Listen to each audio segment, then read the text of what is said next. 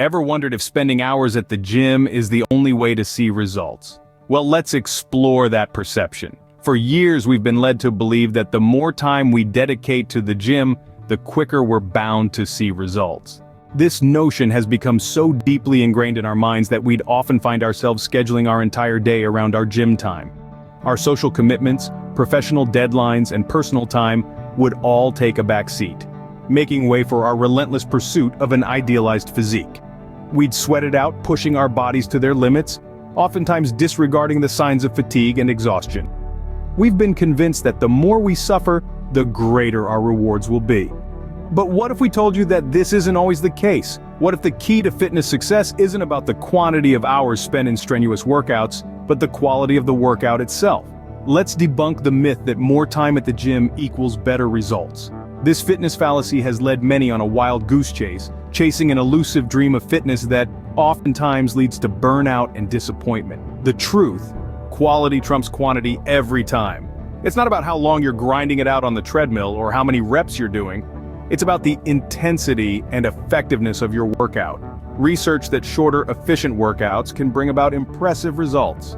High-intensity interval training, HIIT for instance, is a great example of this. HIIT workouts are short, typically lasting around 30 minutes, but they're incredibly intense.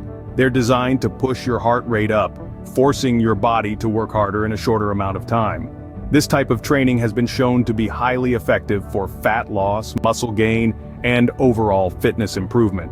Another myth to be shattered is the obsession with crunches as the magic key to six-pack abs. While crunches do target the abdominal muscles, they aren't the end-all be-all for achieving that coveted six-pack. A combination of strength training, cardio, and a balanced diet is what truly leads to a toned and sculpted midsection. So, shouldn't we focus on smart exercising instead of merely being a clock watcher at the gym?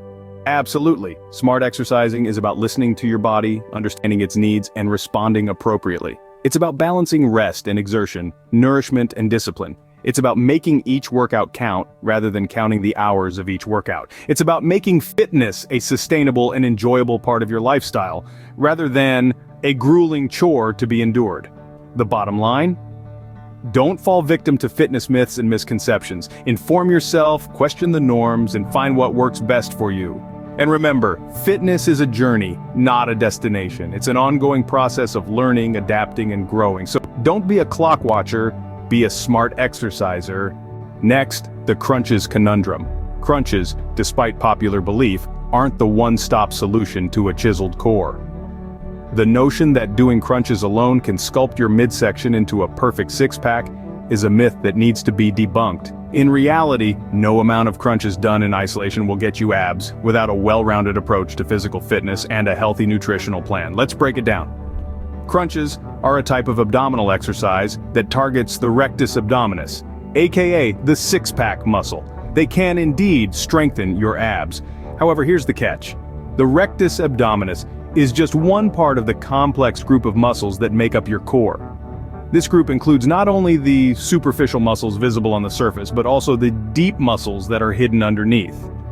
Besides the rectus abdominis, the other key players in this group are the internal and external obliques, the transverse abdominis, and the erector spinae. To achieve a defined core, you need to engage all of these muscles, not just the rectus abdominis, through a variety of exercises.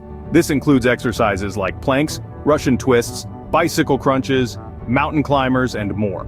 Each of these exercises engages different muscles or challenges them in different ways, promoting well-rounded strength and development. However, exercise alone isn't enough. Even the most rigorous workout routine can't outdo a poor diet. Just as a car needs the right fuel to run efficiently, your body needs nutrition to function at its best. This is where the proverbial saying that abs are made in the kitchen comes into play. A balanced, nutrient-dense diet that includes the right mix of proteins, carbohydrates, and healthy fats is essential for muscle growth and recovery. Furthermore, a crucial aspect that often gets overlooked is the role of overall body fat reduction. It's important to understand that the layer of fat that sits on top of your abs can hide them, regardless of how strong or developed they are. Therefore, in addition to focusing on core strengthening exercises and eating a balanced diet, it's also necessary to incorporate regular cardio and strength training exercises into your routine to help burn off that extra layer of fat. Beyond aesthetics, a strong core is also vital for health and performance. It plays a central role in maintaining good posture, promoting balance and stability, reducing the risk of injuries, and enhancing athletic performance. Thus, the pursuit of a chiseled core should not just be about vanity, but also about overall health and wellness. In conclusion, the path to a chiseled core is not a linear one. It requires a holistic approach that combines a variety of core strengthening exercises, a balanced diet, and a commitment to overall body fat reduction. It's a team effort. Ever heard that eating after 6 in the evening will pile on the pounds? It's a commonly held belief, one that has been passed down from generation to generation. Many of us have heard it from our parents, grandparents, or even friends who swear by its truth. This belief has managed to seep into our collective consciousness, causing us to scrutinize our eating schedules, and making us panic if we find ourselves reaching for a snack past the dreaded 6 o'clock mark. But let's take a step back and really examine this claim. Could there be any truth to it? To answer this, we need to delve into the science of nutrition and metabolism. Our bodies are masterful machines, processing the food we consume and converting it into energy. This is a constant process happening 24/7, regardless of whether we are awake or asleep, active or sedentary. Metabolism does not have a clock. It doesn't shut down after 6 in the evening. It continues to burn calories to keep our bodily functions running. Where did this myth originate? It's hard to pinpoint, but one theory suggests it may have stemmed from the belief that our metabolism slows down in the evening. While it is true that our metabolic rate can vary throughout the day, the differences are minor and are more linked to our physical activity levels rather than the time on the clock. Now talk about what really matters when it comes to weight management, the quality and quantity of the food you consume. Regardless of the time you eat, if your diet consists of high-calorie, nutrient-poor foods, you are likely to gain weight. On the contrary, if you consume nutrient-dense foods in appropriate quantities, you can maintain or even lose weight. It's about making smart, healthy choices, not just about when those choices are made. Understanding the difference between calories and nutrients is vital. Calories are a measure of energy, while nutrients are the vitamins, minerals, and other substances that our bodies need to function properly. Consuming too many calories, especially from foods that are low in nutrients, can lead to weight gain. But consuming the right amount of calories from nutrient-rich foods can help maintain a healthy weight. Eating late at night can lead to weight gain, but not because of the time on the clock. It's because late-night eating often involves unhealthy food choices and overeating. We tend to reach for sugary, fatty foods when we're tired or stressed, and we're more likely to overeat when we're not paying attention to our hunger and fullness cues. It's these habits, not the time, that can contribute to weight gain. So, what's the takeaway? It's not about when you eat, it's about what and how much you eat. It's about the balance between the amount of energy you consume and the amount of energy you burn. If you're eating more calories than your body needs, regardless of the time of day, you're likely to gain weight. But if you're eating the right amount of calories from nutrient-rich foods at any time of day, you're likely to maintain a healthy weight. Balancing the quality and quantity of your food is the key to maintaining a healthy weight. It's not just about the time of day you decide to eat, but rather making smarter and healthier food choices overall. It's about developing a balanced relationship with food, one that's not governed by the hands of a clock, but instead by the needs of your body. Ladies, ever feared lifting weights will make you bulky? Well, let's take a moment to dive into this common misconception that has been circulating around us for years. You've likely heard the phrase thrown around in fitness circles, whispered in hushed tones amongst groups of women in gyms all over the world. The prevalent myth that states lifting weights will turn you into a bodybuilder overnight. Who can say where it began, this pervasive belief? Was it born from a fear of the unknown, a misunderstanding of the human body and its incredible capabilities? Perhaps. But whatever its origins, it's time we put it and shine a light on the truth of the matter. Let's consider science for a moment. Women typically have much less testosterone than their male counterparts. Testosterone, that mighty hormone often associated with masculinity, is one of the primary driving factors behind muscle growth. High levels of testosterone can indeed lead to increased muscle mass, but women typically have only a fraction of the testosterone levels that men do.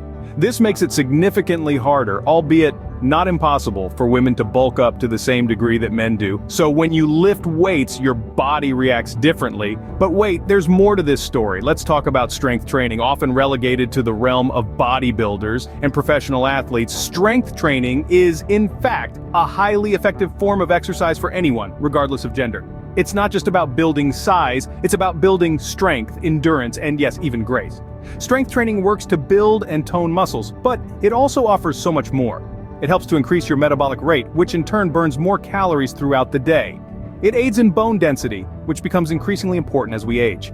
Your posture, your balance, and your overall body functionality.